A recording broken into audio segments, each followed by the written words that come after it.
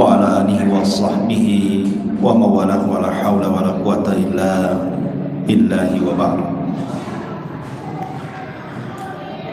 Alhamdulillah, segala puja dan puji hanya milik Allah subhanahu wa ta'ala. Salawat dan juga salam kita hadiahkan kepada Rasul kita Nabi besar Muhammad sallallahu alaihi wasallam. Di malam hari ini kita akan tentang menyingkap dunia jin, syaitan, dan hubungan mereka dengan dunia paranormal. Pembahasan ini penting diketahui karena ini bicara tentang akidah, keyakinan kita kepada sesuatu yang gaib. Karena jin bagi kita itu gaib dan wajib diimani. Ma'asyiral muslimin yang muliakan Allah Azza wa Jalla. Namun sebelum itu, yang kita akan bahas, kita akan mengenal beberapa kisah dulu tentang hubungan antara bangsa manusia dengan bangsa jin.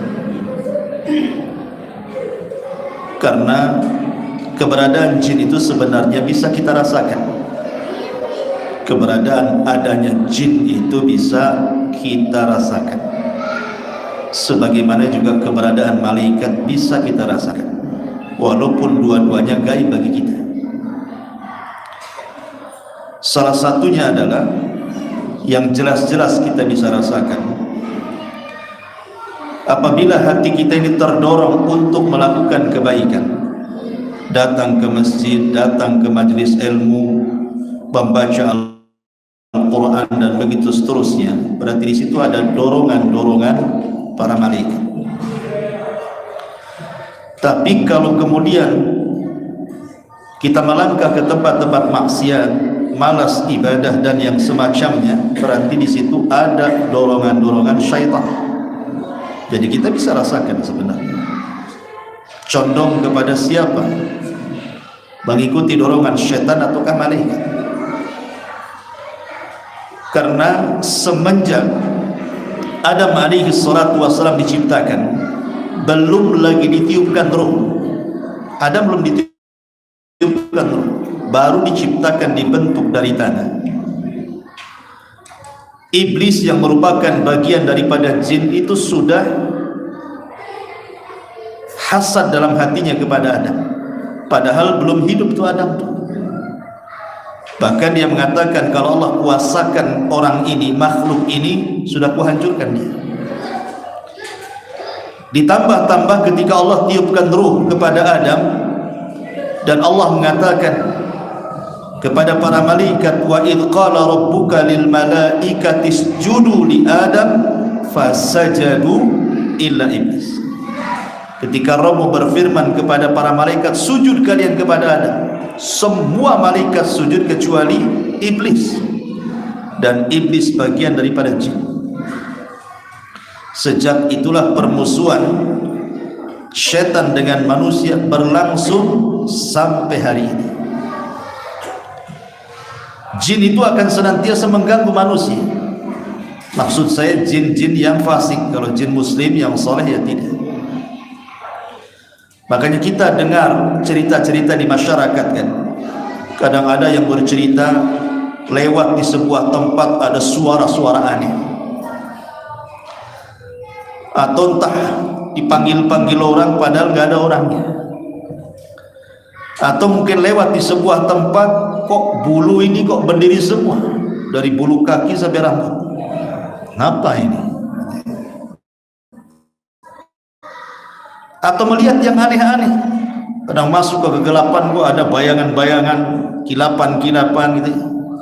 Atau terkadang sedang tidur, baru mau tidur nih badan kayak dipiting, nggak bisa bernafas, ngomong istighfar as terus, nggak bisa. Jadi ada yang kayak gitu, diganggu gitu sampai mau tidur nggak jadi tidur. Jadi ada juga seseorang yang nggak tahu kenapa takut tiba-tiba Kemudian belum lagi dunia-dunia yang terkadang aneh-aneh bentuk setan dan jinnya itu. Kalau di barat itu tidak ada pocong, yang ada pampir atau zombie gitu ya, orang sana ya. Pampir di Cina lah itu, setannya Cina. Oh, di barat zombie.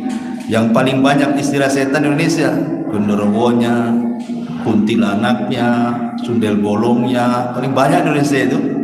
Ya, suster ngesotnya, macam-macam ya Indonesia ini ya. Intinya satu tuh jin sebenarnya. Nama boleh banyak, intinya cuma satu, jin. Selesai. Ma'asyiral muslimin yang dimuliakan Allah Azza wa Jalla. Lah, kehidupan jin itu sama dengan kita manusia. Ada jin-jin itu ahli ibadah, rajin sholat, rajin puasa, rajin sedekah, umroh, haji, hadir di majelis taklim. Hati-hati, di sini juga ada jin yang ngaji.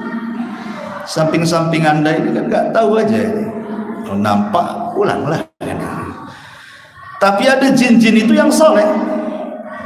Tapi ada jin juga yang ahli maksiat, mabuk, narkoba. Ya narkobanya jin lah ya. Itu nyelundupan ini gimana tuh? Maksiat, zina, mencuri. Ada jin-jin maksiat. Makanya Allah Subhanahu wa ta'ala tegas mengatakan dalam surah jin, sampai Allah membuat surat namanya surat jin dalam Quran, untuk membuktikan bahwa jin itu ada dan penting diimani. Sampai nama surat Quran ini juga ada namanya suratul jin. Jin ngomong sendiri dalam surat itu, wa inna minna salihuna wa minna duna dzalika kunna taraika qidada. Kami loh ada yang soleh, ada yang tidak soleh. Kami ini bertingkat-tingkat katanya. Jadi kehidupan manusia kurang lebih sebagaimana dalam beragama, kehidupan manusia kan macam-macam. Ada mazhab Syafi'i, mazhab Hambal, Hanafi, Hambali. Jin juga sama. Ada jin Syafi'i, jin Hambali, jin Hanafi. Tak tahu kalau ikut ormas, jin Banser, jin Kokam, saya tidak tahu tuh. Ya mungkin mereka ada organisasi juga gitu. Karena kehidupan mereka itu kan kurang lebih saja dengan manusia, cuman beda alam saja. Mereka bisa melihat kita, kita pula tak bisa melihat mereka. Itu masalahnya. Innahum yarakum huwa wa qabiluhu min haitsu la tarawnahum, kata Allah. Dia iblis dan para pengikutnya dari kalangan jin itu bisa melihat kalian, tapi kalian tidak bisa melihat mereka. Enak kali mereka bisa melihat kita, kita pula tak bisa melihat mereka. Ingat, di sana ada keadilan Allah. Ya, di dunia mereka bisa melihat kita, kita pula tak bisa melihat mereka. Di akhirat dibalik, kita yang bisa melihat mereka, mereka tak bisa lihat kita. Keadilan Allah Azza wa Jalla.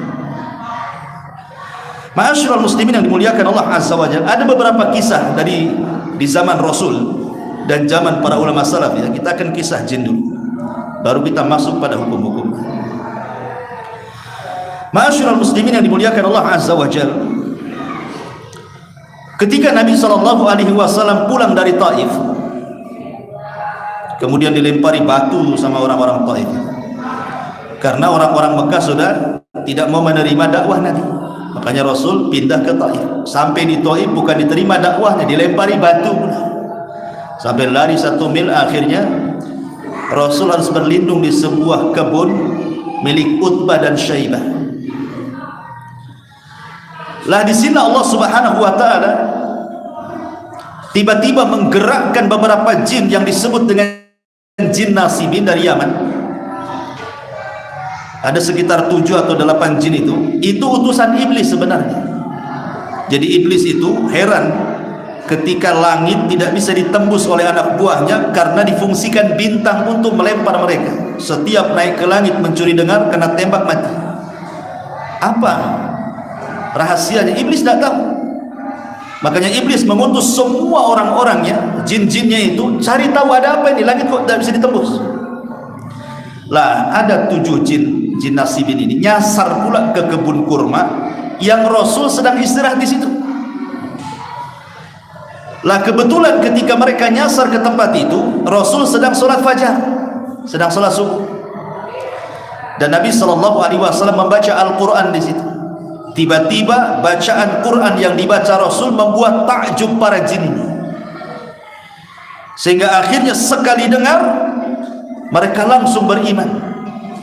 Makanya Allah Subhanahu wa taala mengatakan, "Qul uhiya ilayya annahu istama'a nafarun minal jinni faqalu inna sami'na qur'anan ajaba." Turun ayat ini menjelaskan tentang jin-jin ini.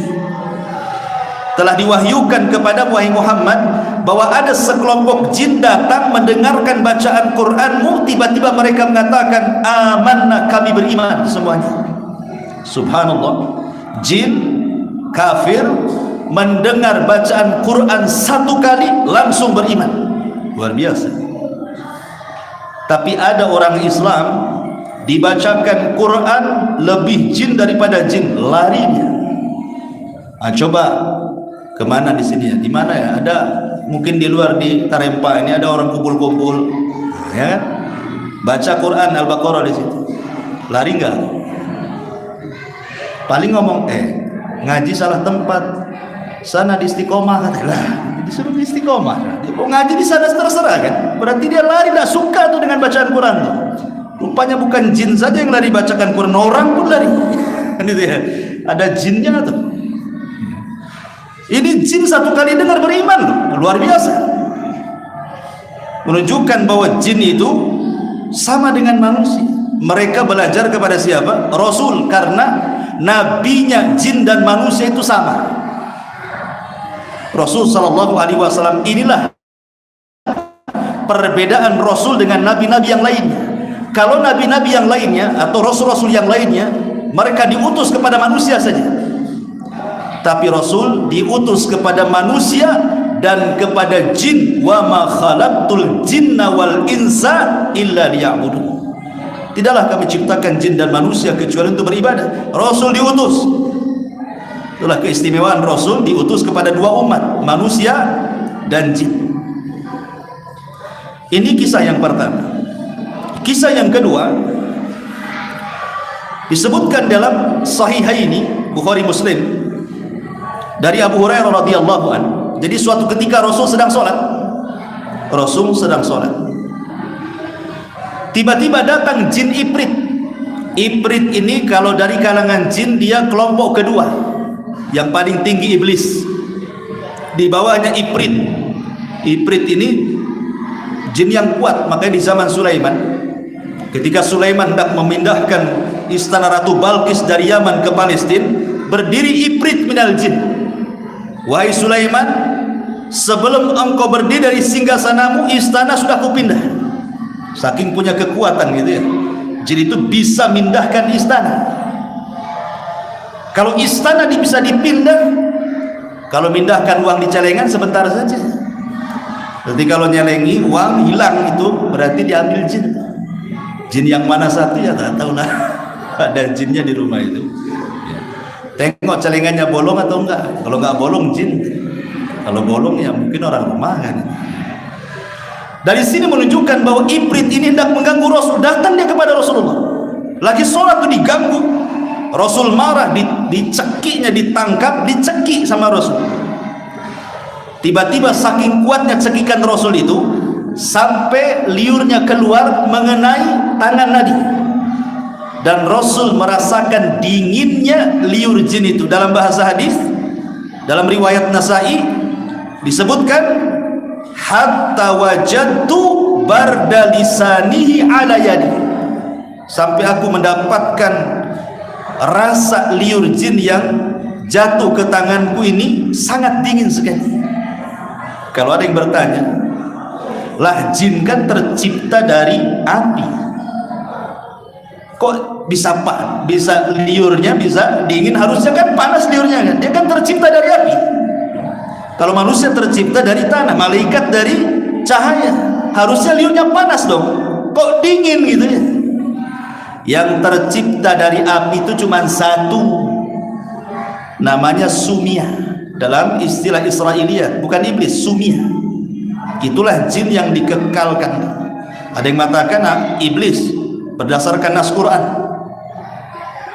Ya. Tapi yang pertama kali adalah Sumia. Sumia sudah meninggal. Yang masih hidup ini iblis dan tidak akan mati sampai kiamat. Jadi satu-satunya jin yang diciptakan dari api cuma satu, sama dengan manusia. Satu-satunya manusia diciptakan dari tanah cuma Adam saja. Apa antum dari tanah? Sini saya potong tangannya, keluar tanah enggak? Pasti darah. Kalau dari tanah kan dipotong keluar tanah darahnya. Enggak juga, karena hanya Adam saja yang tercipta dari tanah. Kalau jin sama juga, satu aja yang tercipta, anak turunannya itulah ya sama dengan manusia, kawin, keturunan begitu. Makanya jenis mereka sudah berbeda. Ini juga bantahan kepada gimana setan yang tercipta dari api diazab pula oleh api. Enak kali api ketemu api nggak ada masalah kan gitu. Oh enggak, jangan salah. Kalau itu masalahnya, saya ambil tanah, saya lempar ke kepala anda.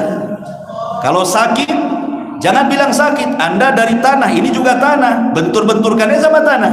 Sakit nggak? Kurang lebih seperti itu ya.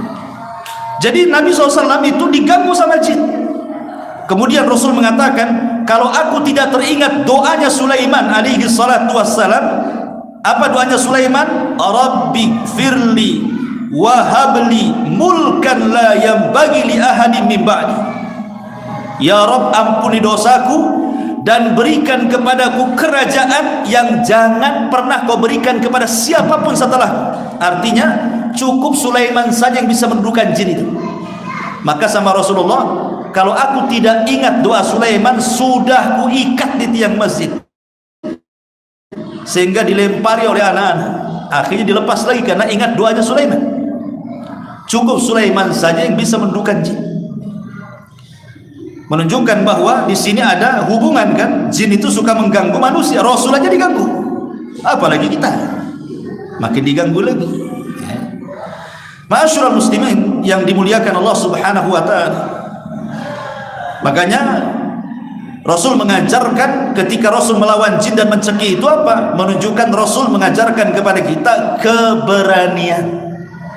Sampai dicekik sama Rasul, mau diikat jin itu kan. Rasul memberikan keberanian. Maka kita tidak boleh takut dengan jin. Tidak boleh. Karena biasanya orang penakut itu semua di sekitar kita jadi jin semua. Nengok tiang listrik kayak setan. Orang penakut. Ya kan? Kalau orang penakut nih, lari nih ke tempat gelap nih, itu pohon pisang disangka setan, lari dia. Padahal di situ ada kain apalah partai apa warna putih gitu. Sangka setan. Ya. Namanya penakut itu segala sesuatu disangka setan. Umpamanya malam-malam gelap, gorden, goyang, takut. Padahal ada anak kucing di situ. Atau mungkin suara angin, nerpa-nerpa atap gitu ya, takut. Atau mungkin ada bayangan-bayangan, padahal itu pohon berbayang-bayang itu, takut dia. Penakut ini segala sesuatu disangka setan. Tetapi sebenarnya memang setan itu masuk ke media apa saja untuk menakut-nakuti manusia. Memang ada setannya. Karena setan itu masuk ke bayangan, masuk ke angin, masuk ke suara. Bagaimana supaya kita takut kepada mereka? Makanya Allah mengatakan, fala takhafuhum wa khafuni. Jangan takut kepada mereka, takutlah kepadaku. Gak boleh takut kepada mereka. Karena paling tinggi mereka itu tidak bisa menyakiti kita. Paling tinggi kasih was-was saja mereka itu. Kecuali kalau bekerja sama dengan tukang sihir, itu lain ceritanya. Tapi kalau tidak ada kerjasama dengan tukang sihir, jin-jin itu tidak bisa menyakiti kita. Bahkan sebagian para ulama mengatakan sebenarnya jin sendiri takut dengan kita sebagaimana kita takut dengan mereka. Makanya kemarin saya istilahkan, kalau ada jin di depan kita yang nakut-nakuti, sebenarnya ini kita sedang adu mental sebenarnya. Kalau kita berani, mereka takut. Kalau mereka berani, kita pula takut gitu ya. Maka jangan takut supaya mereka yang takut. Karena sesungguhnya mereka tidak ngapa-ngapain. Ya. Ini Rasul mengajarkan keberanian kepada kita. Ini kisah kedua. Kisah yang ketiga, dari Abu Hurairah radhiyallahu anhu, Jadi suatu ketika Abu Hurairah itu di zaman Nabi disuruh oleh Nabi menjadi pembendaharawan zakat fitrah. Disuruh pegang zakat fitrah untuk dibagi-bagikan kepada fuqara dan masakin.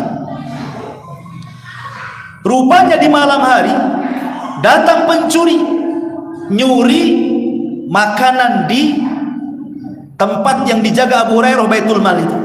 Oh, dikejar sama Abu Hurairah, ditangkap. Kemudian pencuri ini mengatakan kepada Abu Hurairah sambil memelas dan mengatakan, tolonglah lepaskan aku ini orang miskin, keluargaku butuh makan, anakku kelaparan. Bukankah zakat atau sedekah itu fungsinya untuk itu, katanya.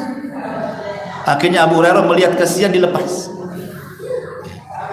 Besoknya lagi nyuri lagi pula dia, ditangkap lagi sama Abu Hurairah, alasannya sama, dilepas lagi. Hari ketiga nyuri lagi, ketangkap. Kata Abu Hurairah, nggak bisa, ini sudah 3 kali kau nyuri ini, kamu harus saya bawa ke hadapan Nabi. Rupanya dia mengatakan, ya Abu Hurairah, lepaskan saya. Kalau engkau melepaskan saya akan ajarkan beberapa kalimat yang kalau engkau baca dari mulai sebelum tidur sampai kau bangun tidur di malam hari, tidak ada setan yang bisa mendekati. Akhirnya kemudian pencuri ini mengajarkan ayat kursi kepada Abu Hurairah. Allahu la ilaha illa huwal hayyul qayyum la ta'khudhuhu sinatun wa la nawm, ila akhir ayat. Dilepas sama Abu Hurairah. Besoknya dia ingin melaporkan di peristiwa yang ketiga ini kepada Rasul. Rupanya wahyu sudah turun kepada Rasul. Rasul sudah tahu. Kata Nabi SAW, ya Abu Hurairah, apa yang kau lakukan dengan pencuri semalam yang kau tangkap itu? Kemudian Abu Hurairah menceritakan, sebenarnya Rasul, saya ingin membawa dia ke hadapanmu, tapi dia mengajarkan ayat kursi kepadaku begini-begini, makanya aku lepas. Kata Nabi SAW, sadaqaka wa huwa kadzib. Sadaqaka wa huwa kadzib. Ketika dia mengajari ayat kursi supaya kau baca sebelum tidur dan tidak akan diganggu setan sampai pagi, dia benar. Tapi ingat Abu Hurairah, semua setan itu pendusta. Untuk kali ini dia benar.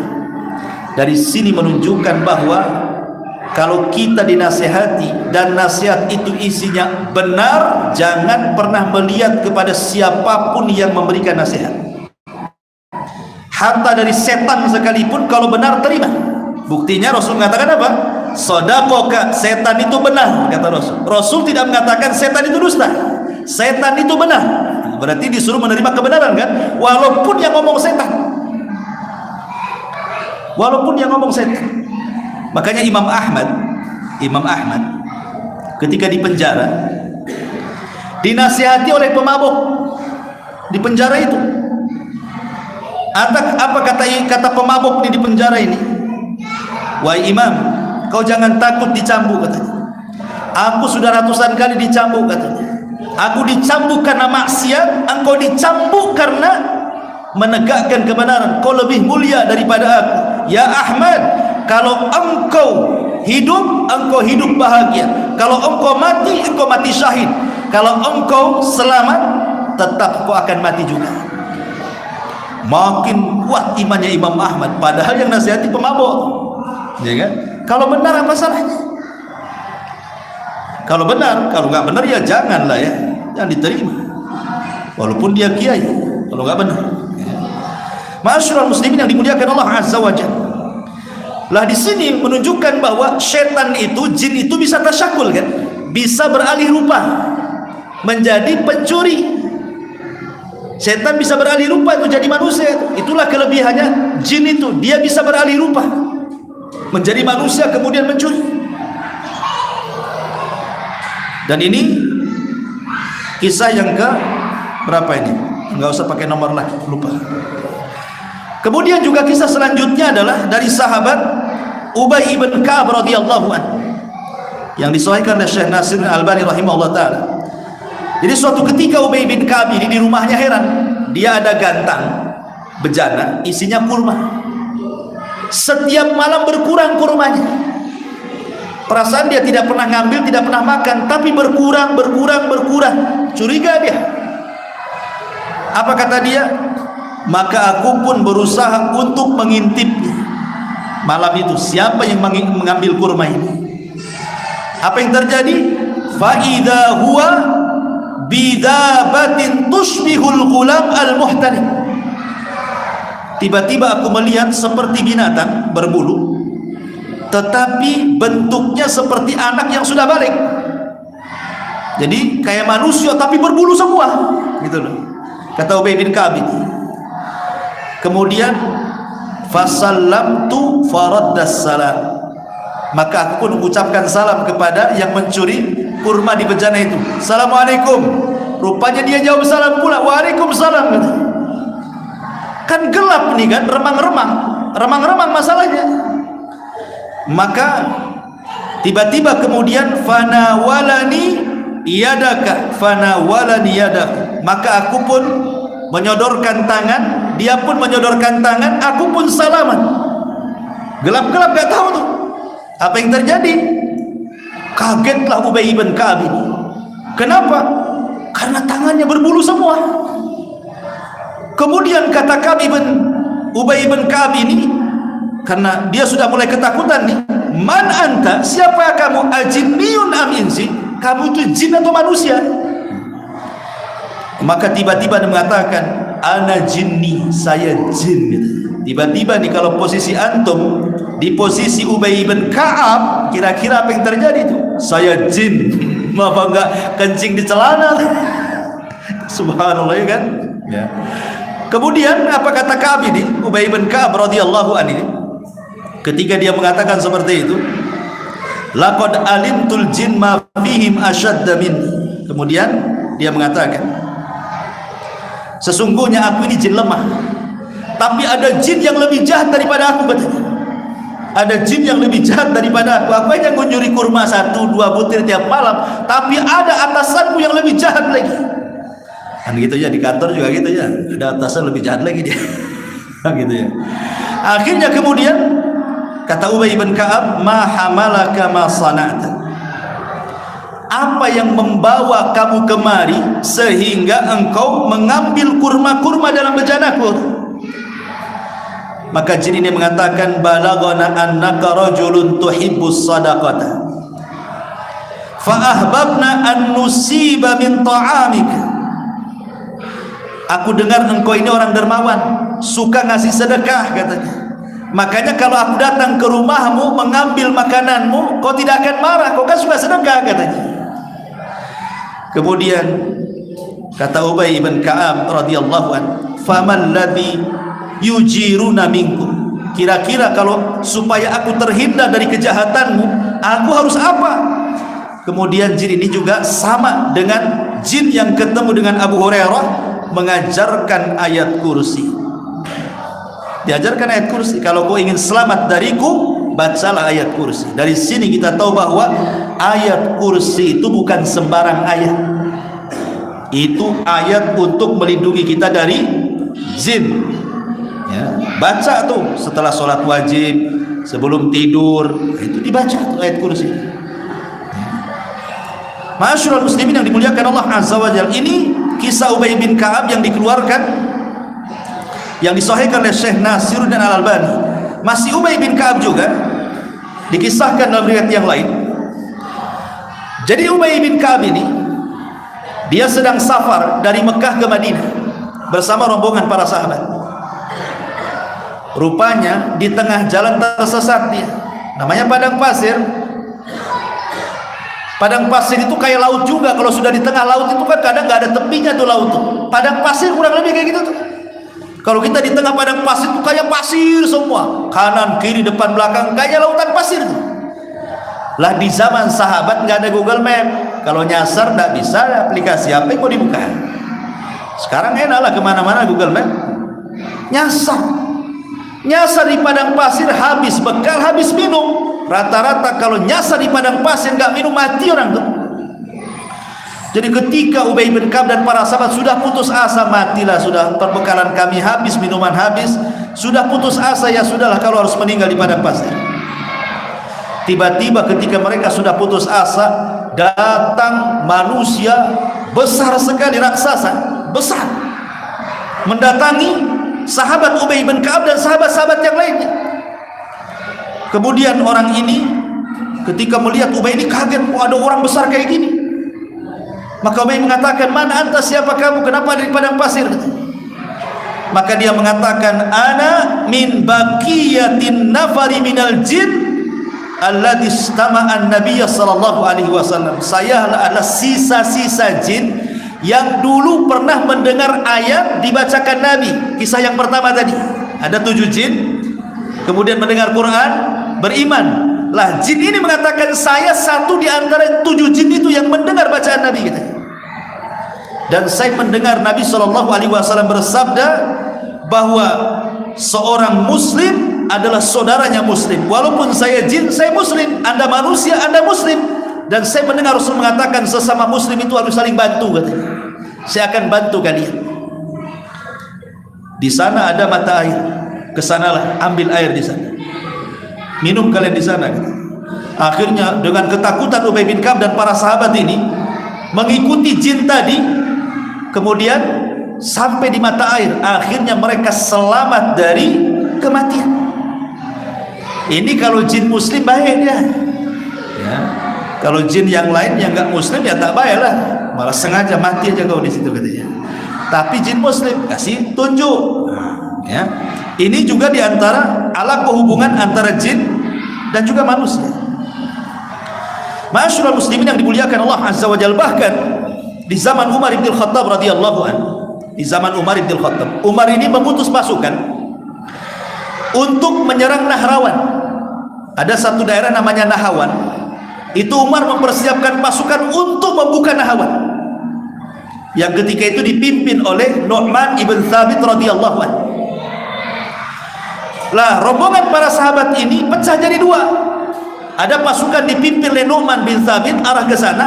Ini yang pasukan pasukan rombongan yang kedua ini nyusul pasukan Nu'man bin Thabit. Rupanya yang menyusul pasukan Nu'man itu tiba-tiba dikejutkan berjumpa dengan jin yang tasyakul, menyerupai manusia. Kemudian jin ini mengatakan kepada pasukan Umar bin Khattab untuk menyusul siapa Nu'man ibn Thabit dan pasukannya. Mereka pun mengatakan, "Siapa kamu? Kami tidak pernah melihat kamu. Kalau engkau sahabat kami kenal, siapa kamu? Kok ada di sini di jalan?" Maka jin ini mengatakan, "Saya adalah Usairim. Saya adalah Usairim baridul jin min Nahawan." Saya adalah Usairim. Namanya jin itu namanya Usairim. Jin itu punya nama. Makanya jangan sampai memberi nama anak kita itu dengan anak-anak dengan nama-nama jin. Contohnya siapa? Contohnya nama jin Usairim, Hizib, Al-Harith. Harith itu jin, Abdul Harith itu jin. Ada namanya Abdul Harith di sini. Nah, itu nama jin tuh. Harith itu nama jin tuh. Jangan dipakai-pakai. Walhan, itu Walhan itu nama jin juga. Ada jin itu punya nama juga sama. Jadi dia mengatakan, "Saya Usairim baridul jin," gitu. "Dan saya akan habarkan kepada kalian, sebentar lagi kalian akan perang melawan Nahawan dan dipimpin oleh Nu'man ibn Thabit. Ketahuilah, kalian akan dimenangkan, tetapi Nu'man ibn Thabit akan mati syahid." Kaget, orang bisa meramalkan kematian Nu'man ibn Thabit dan bisa meramalkan kemenangan peperangan. Jadi sahabat ini setelah kemudian berperang, betul pula apa yang dikatakan orang itu. Menang perang, Nu'man bin Thabit meninggal mati syahid di perang Nahawan. Setelah itu mereka cerita kepada Umar bin Khattab radhiyallahu anhu. Maka Umar mengatakan, dia itu adalah Usairim baridul jin. Memang dia adalah Usairim, dialah pimpinan jin, tapi dia jin muslim, jin yang baik. Ya, jadi ada jin-jin itu yang tidak menyakiti, jin baik mereka. Ma'asyiral muslimin yang dimuliakan Allah Azza wa Jalla. Ataupun yang lebih menarik lagi adalah kisah di zaman salafus saleh. Ada orang namanya Imran At-Tammar, seorang ulama. Di zaman salafus saleh itu ada seorang ulama namanya Imran At-Tammar rahimahullahu ta'ala. Kisah ini disebutkan Imam Az-Zahabi. Imam Zahabi menyebutkan kisah ini dalam kitabnya Syiar A'lamin Nubala. Ada seorang alim namanya Imran At-Tammar. Dia punya guru namanya Al-Hasan Al-Ja'di. Gurunya itu Al-Hasan Al-Ja'di. Jadi setiap majelisnya habis fajar itu, habis sholat subuh, Hasan Al-Ja'di ini kalau buat kajian kayak gini nih, penuh masjid sampai nggak muat, sehingga kalau datang belakangan pasti nggak dapat tempat duduk, dan kalau tidak dapat tempat duduk nggak bisa dengar, kan di zaman itu nggak ada mikrofon masalahnya. Jadi yang dapat ilmu itu yang dekat-dekat saja kan begitu, yang jauh-jauh nggak dapat apa-apa lah, nggak mungkin lah teriak-teriak kan itu. Akhirnya Imran At-Tammar ini dia berniat ingin datang pagi-pagi buta, jam 3 dia ingin cari tempat di masjid itu, karena besoknya pas hari Jumat ba'da sholat fajar dia akan buka kajian, jam 3 malam dia datang. Bayangkan orang dulu tuh. Kalau orang sekarang ngaji telat-telat biasa aja, karena kosong masjidnya. Mau duduk di mana saja paling yang pertama cari tiang. Ya. Ma'asyiral muslimin yang dimuliakan Allah Azza wa Jalla. Akhirnya Imran At-Tammar ini dia datang ke masjid, kaget dia karena masjid ini semua tertutup, semua terkunci, dikunci dari dalam, gak bisa masuk dia. Tapi masalahnya kok ramai di dalam, jam 3 malam ramai. Rupanya gurunya Hasan Al-Ja'di ini sedang sholat malam, mengeraskan bacaan. Ketika dia baca Al-Fatihah, ghairil maghdubi alaihim waladdallin, amin gitu. Dah dia tunggu sampai selesai sholat karena ramai yang mengaminkan itu. Selepas beberapa waktu gitu ya, mau mendekati fajar, tiba-tiba Al-Hasan Al-Ja'di ini membuka pintu. Ini Imran At-Tammar ini bingung dia. Ketika dia masuk ke masjid gak ada orang. Tadi amin rame, kok cuma yang keluar gurunya saja Al-Hasan Al-Ja'di ini. Jadi dia tanya ini Imran At-Tammar ini kepada Hasan Al-Ja'di, maaf wahai imam, tadi saya kesini sudah lama, saya menunggu di luar, tapi susah pula pintu ini mau masuk, dikunci dari dalam katanya. Tapi saya mendengar kok ramai sekali yang mengaminkan waktu engkau membaca Fatihah dalam sholat malammu itu. Kok sekarang pada kemana mereka itu? Kata Al-Hasan Al-Ja'di, dia mengatakan apa? Ulaika jinnun min ahlin nasibin yashhaduna ma'i khatmatal Qur'an kulla lailati jum'atin thumma yansarifun. Oh, yang ramai tadi itu jin yang datang dari nasibin.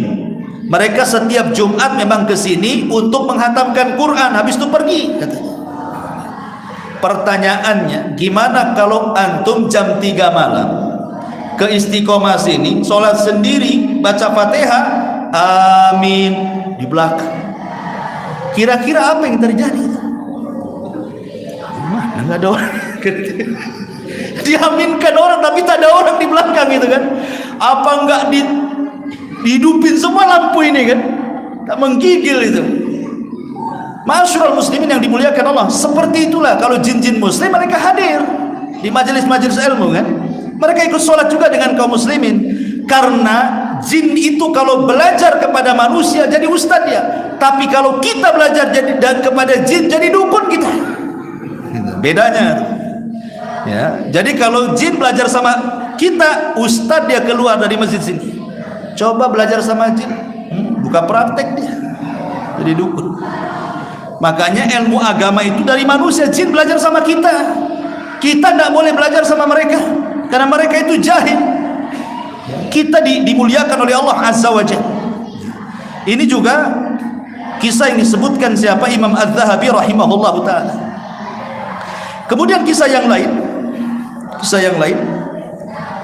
masih disebutkan Imam Zahabi rahimahullah ta'ala dalam kitabnya Syiar A'lamin Nubala, dari Muhammad ibn Ya'qub rahimahullah ta'ala. Dia mengatakan, sami'tu Ali bin Husain, aku mendengar Ali bin Husain mengatakan, kana Muhammad ibn Salam fi manzili. Dahulu ada orang namanya Muhammad ibn Salam, seorang alim ya, di rumahnya.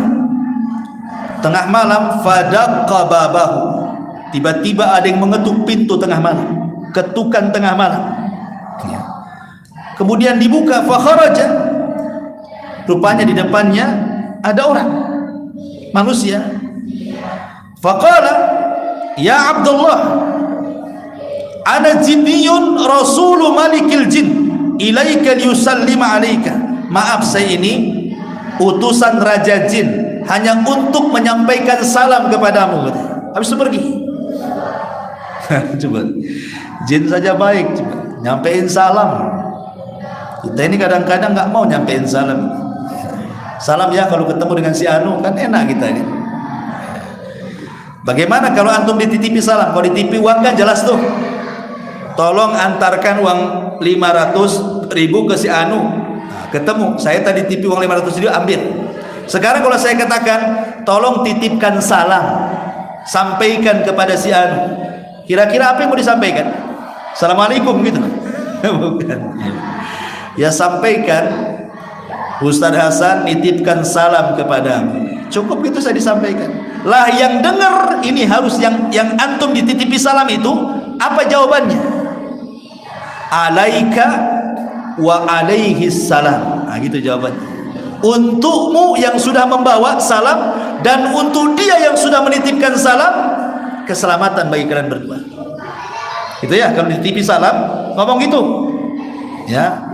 Kalau tidak bisa bahasa Arab, untukmu dan untuk dia keselamatan.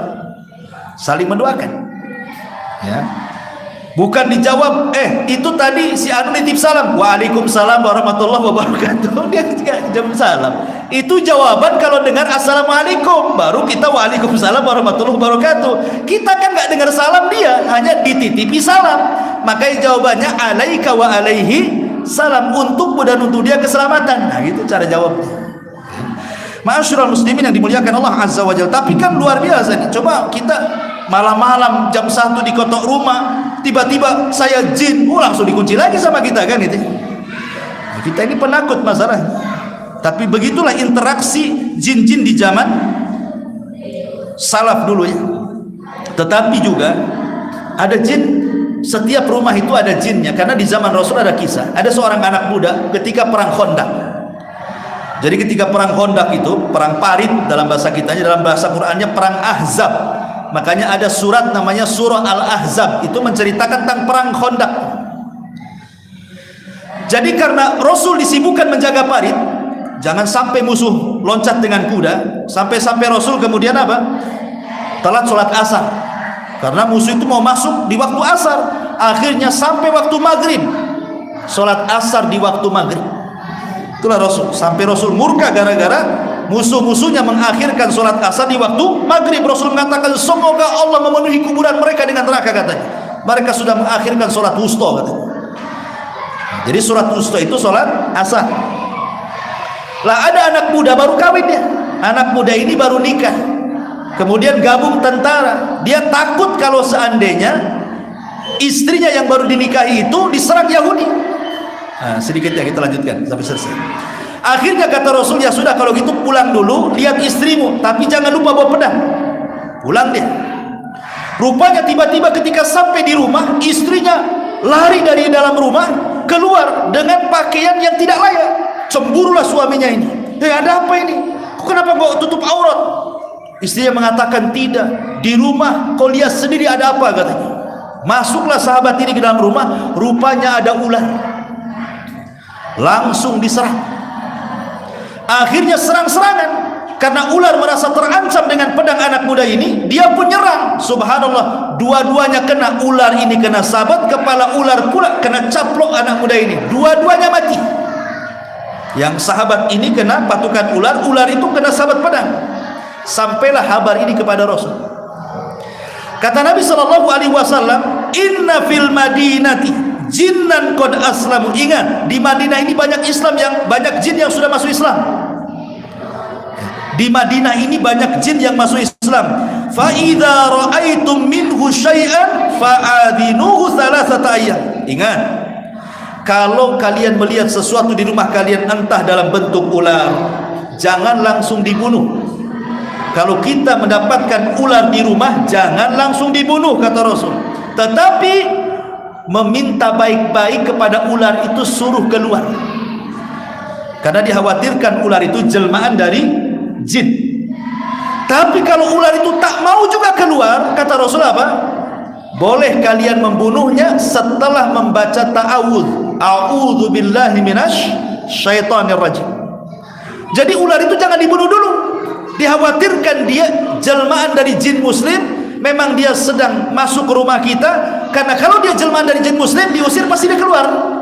Tapi kalau tidak keluar-keluar, berarti itu ular sesungguhnya kan? Itu boleh dibunuh setelah baca ta'awudz di sini. Ini kan ada hukum. Jangan main langsung bunuh saja, sebab kalau bunuh nanti dendam jin-jin yang lainnya, ganggu kita nanti. Ya. Jangan salah, jin juga ada geng. Sama juga kita ada geng-gengan. Mereka lihat kita, kita pula tak lihat mereka. Mereka nampar kita senang, kita pula nampar mereka susah. Kalau jin depan kita enaklah kita tampar kan gitu ya. Tapi kan kita tidak tahu. Makanya harus diperhatikannya di antara kisah-kisah seputar alaqah bainal jin wal ins. Insyaallah pada isyarat. Subhanallah bihamdika asyhadu an la ilaha illa anta astaghfiruka wa atubu ilaik. Allahu ta'ala. Assalamualaikum warahmatullahi wabarakatuh.